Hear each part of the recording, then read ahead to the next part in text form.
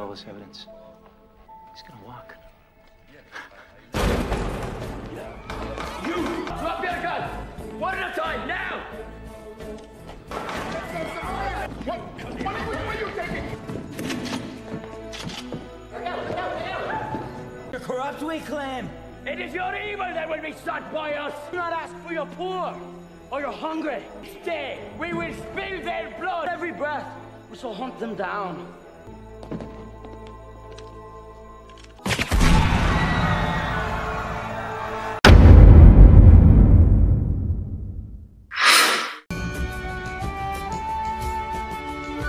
Film ini dibuka dengan memperkenalkannya dua bersaudara asal Irlandia bernama Connor dan Murphy McManus. Mereka berdua tumbuh dengan iman yang kuat dan punya kebiasaan mengawali hari dengan doa keluarga yang sudah jadi tradisi turun-menurun. Pada perayaan Hari St. Patrick, mereka hadir di gereja untuk mendengarkan khotbah sang pastor. Di mimbar, sang pastor menceritakan kisah kelam tentang seorang gadis yang dibunuh secara brutal di siang bolong, sementara orang-orang di sekitarnya hanya diam dan membiarkan hal itu terjadi. Dengan penuh emosi, ia menegaskan bahwa sikap masa bodoh seperti itu adalah dosa yang bahkan lebih berat daripada tindakan kejahatan itu sendiri. Kata-kata tersebut membekas dalam hati Connor dan Murphy. Sambil berjalan keluar gereja, mereka mulai merenungkan arti sebenarnya dari ketidakpedulian dan konsekuensi yang bisa timbul jika kita tidak bertindak. Sehari-hari mereka bekerja di pabrik pengepakan daging. Meski hidup mereka sederhana dan cenderung menyendiri, mereka punya sisi ramah dan sangat disukai di lingkungan mereka. Mereka bukan orang yang mencari masalah, tapi akan berdiri teguh bila ada yang harus dibela. Wait, rule of thumb? Two pricks would give me problems. Sorry, all right? Just relax.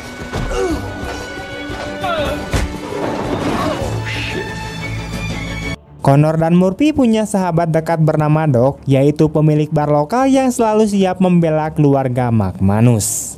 Suatu hari, suasana menjadi tegang ketika Doc membawa kabar buruk. Mafia Rusia mulai mengincar wilayah tersebut dan bar miliknya hanya punya seminggu sebelum kontraknya diambil alih. Beberapa jam kemudian, 3 preman datang mengancam dan mencoba mengusirnya. Ivan Chekhov, salah satu preman tersebut, bahkan menyuruh Rocco, yaitu teman lama McManus, untuk berjaga. Connor dan Murphy kemudian mencoba menengahi, tapi Ivan tak mau mendengar. Dia tipe orang yang akan melakukan apa saja demi mendapatkan apa yang dia mau. Situasi memanas ketika Ivan dan anak buahnya datang ke bar untuk cari masalah. Rocco yang sedang mabuk malah memancing kemarahan Ivan. Perkelahian pun pecah, di mana pukulan dan tendangan saling berbalas. Namun McManus bersaudara tetap bertahan meskipun jumlah mereka lebih banyak.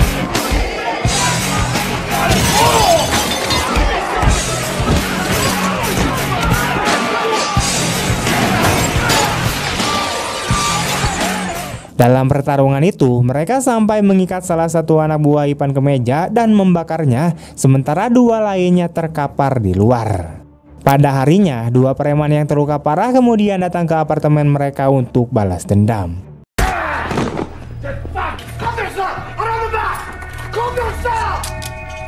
Ivan berencana membunuh Murphy terlebih dahulu. Namun saat Murphy hampir diseret, Connor mengambil langkah nekat di mana dia mengangkat toilet dari lantai atas dan menjatuhkannya tepat di kepala Ivan.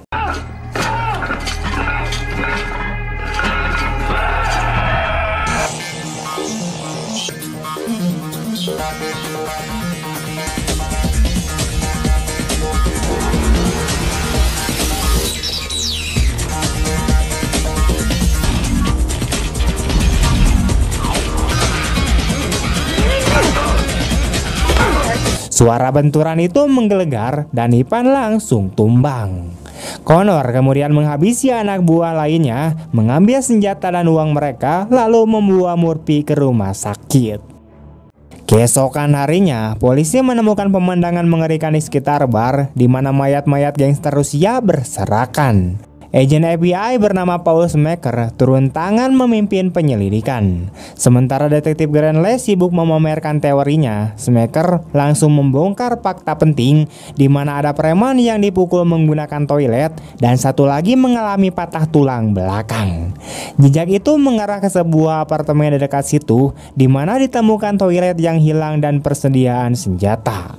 Dari sini, Smaker mulai curiga bahwa dua orang yang menjadi pelaku pembunuhan itu mungkin adalah Connor dan Murphy. They got connections with the Russian mob. This was no gangland assassination. Beberapa jam kemudian, polisi menemukan toilet yang sama di apartemen McManus, memperkuat kecurigaan tersebut. Sementara itu, Connor dan Murphy sedang dirawat di rumah sakit, di mana tubuh mereka penuh dengan luka setelah pertarungan semalam. Doc kemudian datang membawa kabar bahwa FBI sudah mulai memburu mereka, tapi kedua bersaudara itu tetap tenang karena yakin mereka bertindak membela diri. Senjata dan uang yang mereka temukan kemudian diserahkan kepada Doc untuk disimpan.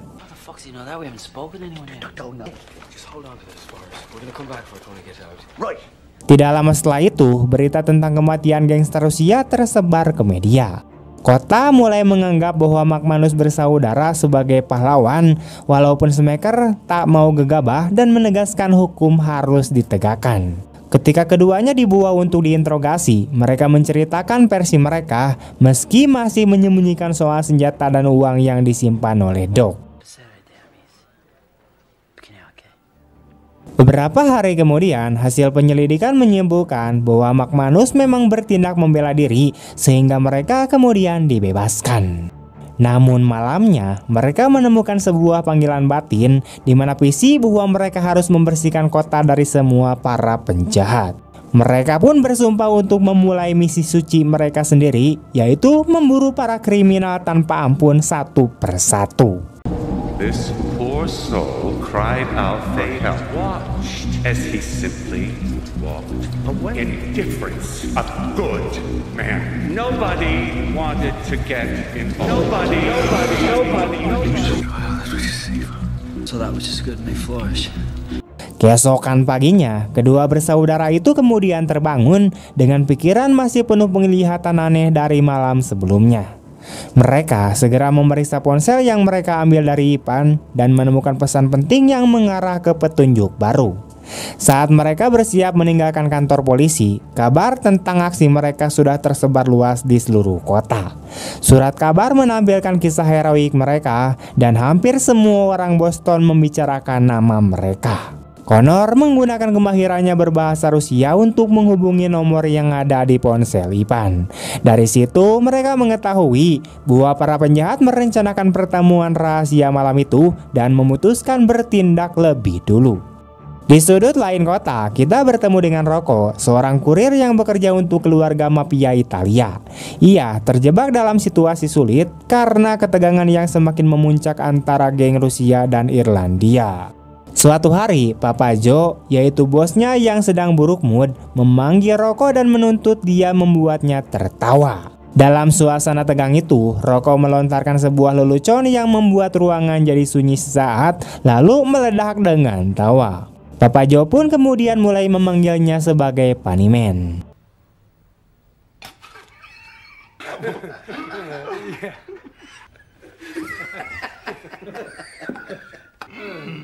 Tell me one more. What? Sementara itu, McManus bersaudara mulai mengumpulkan persenjataan untuk menghadapi para penjahat. Mereka menjual perhiasan dan senjata hasil tangkapan untuk mendapatkan modal membeli senjata baru. Connor bersikeras membuat tali, percaya bahwa alat itu selalu berguna seperti yang sering ia lihat di film-film mata-mata. Murphy sempat ragu, tapi akhirnya ia pun setuju. Dengan persenjataan lengkap, mereka berangkat menuju markas mafia Rusia.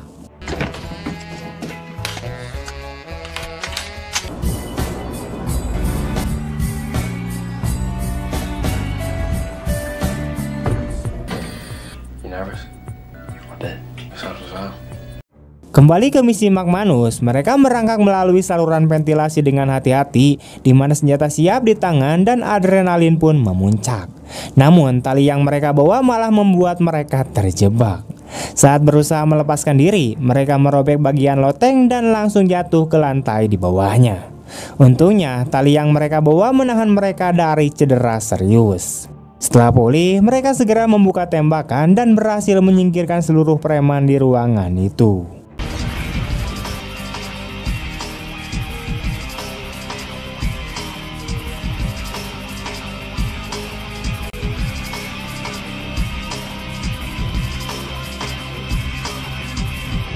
Setelah menghabisi para penjahat, mereka memaksa bos mafia untuk berlutut dan mengucapkan doa.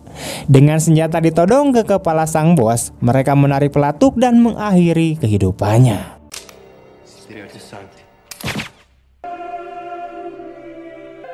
And I shall count thee among my favored sheep. Saat hendak meninggalkan lokasi, mereka menemukan sebuah koper berisikan uang dalam jumlah yang sangat besar. Tapi kegembiraan itu langsung pudar ketika mereka mendengar ketukan di pintu. Dengan waspada, mereka membuka pintu dan mendapati seorang pria berdiri di depan.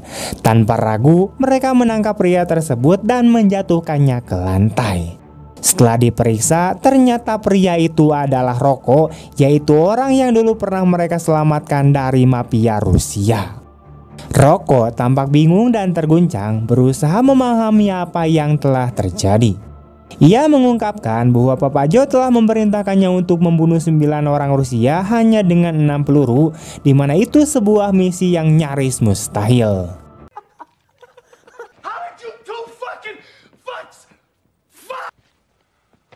Di saat yang sama, Agent Smacker dipanggil ke lokasi pembantaian mengerikan, di mana ia menemukan 9 penjahat tewas dengan koin-koin religius diletakkan di mata mereka, sebuah tanda misterius yang sangat mengguncang. Apa maksud simbol itu? Apakah ada pesan tersembunyi di balik pembantaian ini?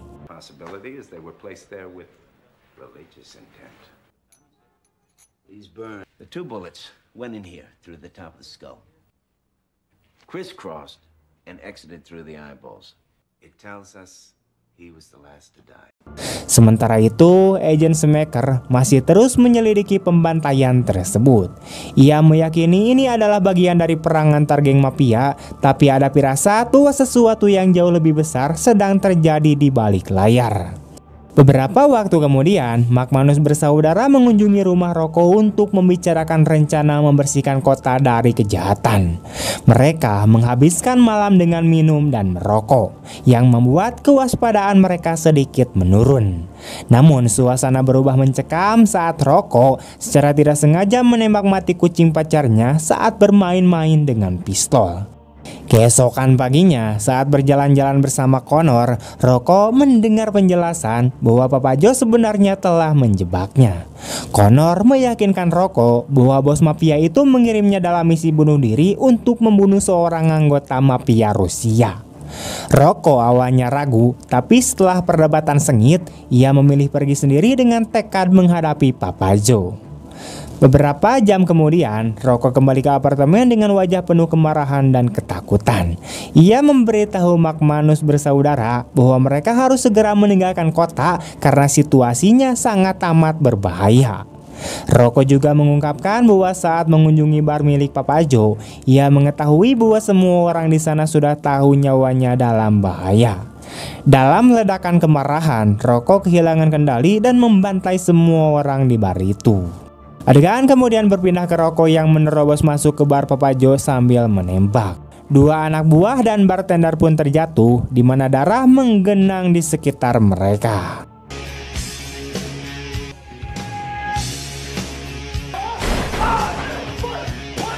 Rocco dikuasai oleh kemarahan dan keputusasaan. Setelah sedikit tenang, ia menyarankan agar mereka menargetkan Vincenzo, yaitu tangan kanan Papa Joe. Ketiganya mengikuti Vincenzo ke sebuah klub strip, di mana mereka menyaksikan dia mencekik seorang penari secara brutal.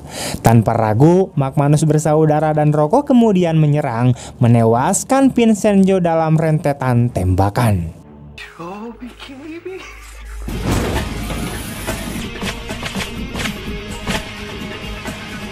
Namun aksi mereka tidak luput dari perhatian. Agent Smacker terus memburu mereka, bertekad mengungkap kasus ini. Namun teorinya tentang hanya ada 2 penembak mulai goyah setelah seorang karyawan klub melaporkan melihat 3 orang yang menembak. Situasi semakin rumit ketika 2 penjahat jalanan tak terkait ikut tewas dalam baku tembak, membuat Smacker mulai meragukan bahwa ini cuma perang antar geng biasa. Dalam kekalutan itu, Papa Joe menyadari dirinya menjadi target dan memutuskan menyewa pembunuh bayaran paling mematikan yang ia kenal, yaitu seorang pria misterius yang dikenal hanya dengan nomor Ildu. Ia baru saja dibebaskan dari penjara setelah bertahun-tahun mendekam. Papa Joe yakin bahwa Ilduk harus menghentikan rokok sebelum ia mengungkap rahasia keluarga mafia atau bahkan membunuh mereka semua. Rocco lalu memberitahu McManus bersaudara tentang sosok Ilduk yang mengerikan itu dan mengajak mereka untuk menyingkirkannya demi keselamatan bersama. Rocco mengetahui kapan dan di mana Ilduk bermain poker sehingga mereka merencanakan penyergapan di rumah sang pembunuh bayaran. Dengan sebuah minivan, ketiganya kemudian menyusup ke rumah itu dengan tekad membasmi si Ilduk.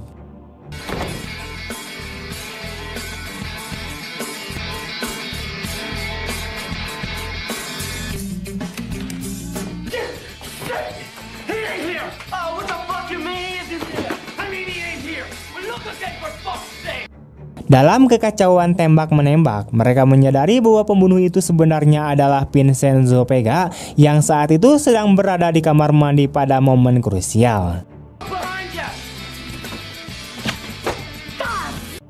Saat keluar, Vincenzo menyerang Rocco untuk membalas dendam. McManus bersaudara kemudian membiarkan Rocco menghadapi Vincenzo sendirian dan Rocco menggunakan bola golf yang dilemparkan untuk menghabisi lawannya. Saat hendak meninggalkan lokasi, mereka kemudian bertemu dengan Ilduk yang melepaskan tembakan ke arah mereka.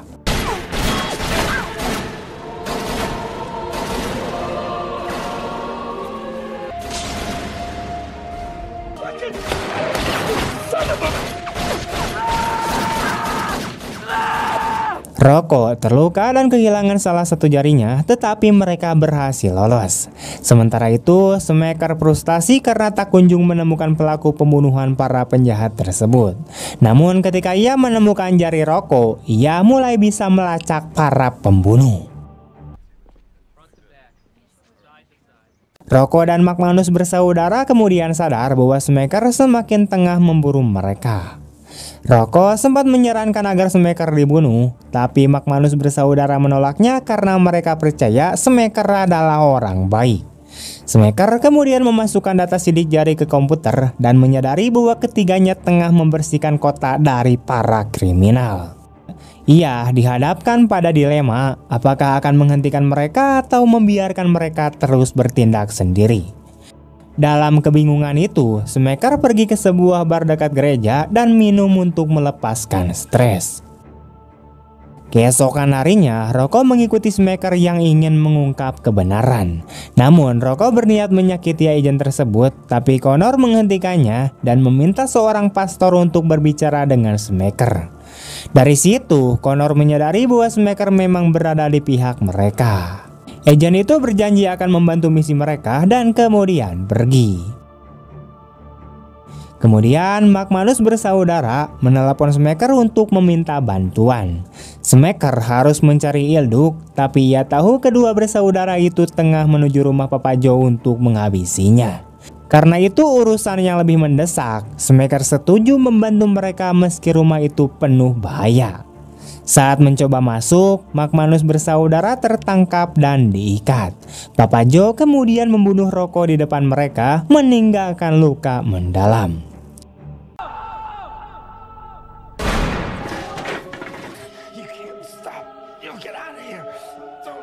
Smacker yang menyamar sebagai wanita menyusup ke dalam dan membunuh penjaga satu persatu.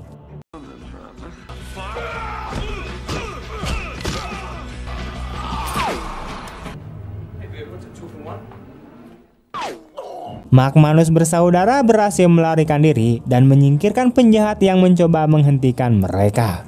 Mereka kemudian berdoa untuk teman mereka yang telah gugur. Namun tiba-tiba Ilduk muncul dan menghantam kepala Smacker hingga pingsan. Ilduk mendengar doa yang hanya dikenal oleh keluarga Magmanus dan menghentikan pertarungan. Terungkap bahwa Ilduk sebenarnya adalah ayah mereka. Ketiganya kemudian memutuskan untuk bersatu dan melanjutkan misi membersihkan kota dari kejahatan. 3 bulan kemudian, Papa Joe pun akhirnya diadili.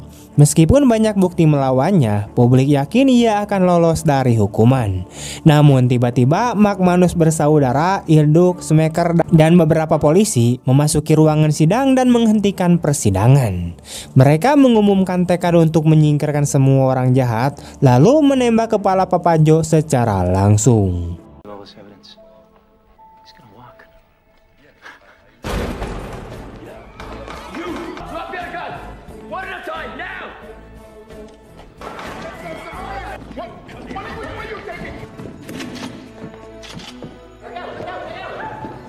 Corrupt we claim. It is your evil that will be sought by us. Do not ask for your poor or your hungry. Stay. We will spill their blood every breath. We shall hunt them down.